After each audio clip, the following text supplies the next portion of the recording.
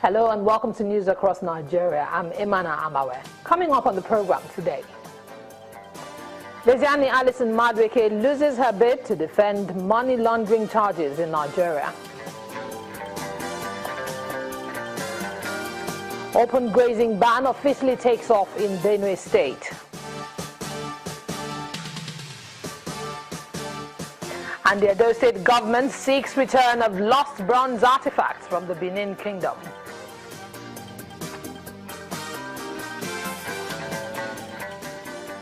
Welcome to the program that brings you news from across the states of Nigeria. The former Minister of Petroleum Resources, Mrs. Desiani Alison Madueke, has lost her bid to legally return to the country to defend a money laundering charge. A federal high court sitting in Lagos today dismissed Mrs. Alison Madueke's application, seeking to compel the Attorney General of the Federation to bring her back over criminal charges bordering on alleged laundering of 450 million naira. In his ruling, Justice Rilwan Aikawa agreed with the Economic and Financial Crimes Commission that the application is misconceived and amounts to a misuse of the court process. The court also held that having not been listed as a defendant in the charge, the former minister faces no offense and is merely crying wolf. Justice Aikawa described her application as merely a ploy to escape justice in the United Kingdom.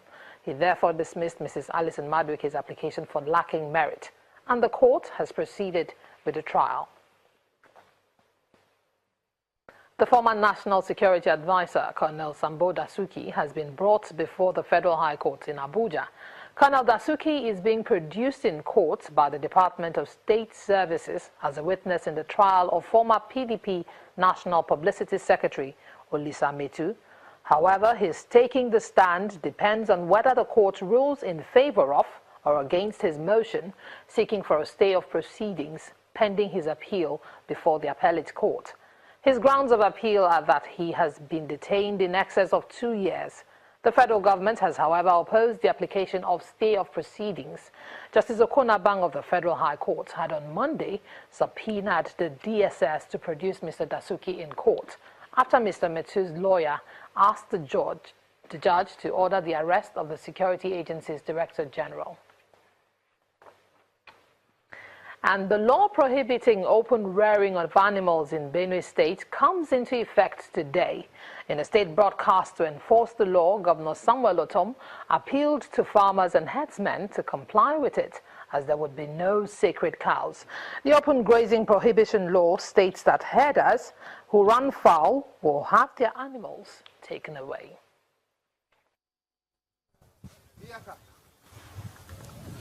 Open grazing of animals, especially cattle, has been a major cause of violent conflicts between invading herdsmen and farmers across the country, with staggering statistics of avoidable deaths. In BENUE State, over 3,000 farmers were allegedly killed by herdsmen, along with the destruction of property worth over 100 billion naira across 13 out of the 23 local councils. The last straw that broke the camel's back was the February 2016 8-week-long herdsmen attacks beginning from Agatu and spreading to Logo and Taka local councils. The outrage generated by these attacks compelled the BENUE State government to seek a lasting solution in the form of the open grazing law signed by Governor Samuel Otom in May 2017, giving a 5-month grace period for herders to ranch their animals. Today, 1st November 2017, marks the beginning of the prohibition of open grazing in BENUE State. I call on all citizens residing in BENUE State who are into cattle or livestock business to abide by this law. There is no more open grazing in BENUE State. With the Mieti Allah Cattle Breeders Association finally embracing the law, thousands of BENUE indigents held press conferences and a rally indicating that things are looking good for the implementation of the law. We totally stand up with the provision of Section 41 of the 1999 Constitution that give room for a defensive legislation that can guarantee public safety. Based on this provision, we are saying no to open grazing. We are saying no to cattle route, but ranching of cattle. The church has suffered enough. Many of our congregations have been destroyed by the Fulani herdsmen. And when they destroyed, they pushed the people out of the place. We suffered enough. When this law came, we are happy. The bill, if implemented, it's believed will put paid to issues of farmers and head out skirmish, which often lead to wanton destruction of lives and property. The Open Grazing Prohibition and Ranches Establishment Law banning open grazing in the state is aimed at restoring peace to the troubled BENUE Valley while keeping an eye on the threats made by a splinter group, the Mieti Allah Kautahore leadership. Well, let's get more on the anti-grazing law from the Special Advisor, Media and ICT to the Benue State Governor, Tahav Agezwa. Thank you for joining us on the program, Mr. Agezwa. Well, the ban on open grazing law, the open grazing law takes effect today.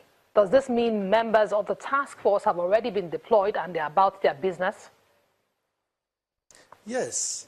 For the people of the state, like the psalmist said, this is the day that the Lord has made. We will rejoice and be glad in it. The people have looked forward to this day when they believe this law will come into effect and free them from shackles of devastating attacks and the enormous destruction that has accompanied this all over the years. The state government has put in place a machinery to enforce this law by recruiting livestock guards, by engaging by inaugurating the advisory committees at all levels at the state, the local government, and the world levels, even up to the kindred level. These committees are in place. The security agencies have been mobilized, and the advocacy has been done. So the state government is ready to begin the enforcement of this law today. Guess what? Does the state have enough manpower in the enforcement task force to cover the entire, all the flashpoints, or are there specific areas being targeted? And the advisory committees and the livestock guards are being deployed across the state. The state will be relying on the conventional security apparatus of state, as well as the civilian joint task force, the vigilante group, and volunteers to enforce the law. I can't say specifically that we have enough, but as the enforcement progresses, we will be monitoring and be responding to the challenges as the law comes into effect. But let me assure Nigerians that the state government is prepared. We are ready to implement the law to the latter. The people desire this. They've been suffering for long. They've yearned for it. With their support and the support of Nigerians and the international community to ensure this best practice, we believe that we shall succeed in this endeavor. The law has actually seen a lot of support across board from different quarters, but some residents have also raised concerns about violence from the herders who are opposed to this law. What's in place to ensure adequate security of lives and property of the residents? Like I mentioned to you, the security agencies have been fully mobilized to stand by. There are livestock guards, there are civilian joint task forces, there are vigilante groups, there are measures to make sure that, just like measures we are taking to contain the violence that erupted in the past, measures are being taken to prevent and to forestall the violence that may spark off following the implementation of the law. Mr. Tahav Agezwa, Special Advisor, Media and ICT to the Benue State Governor, for your time on the program. Well, we'll take a moment on the program now. When we come back, we'll look into some other security stories across the country.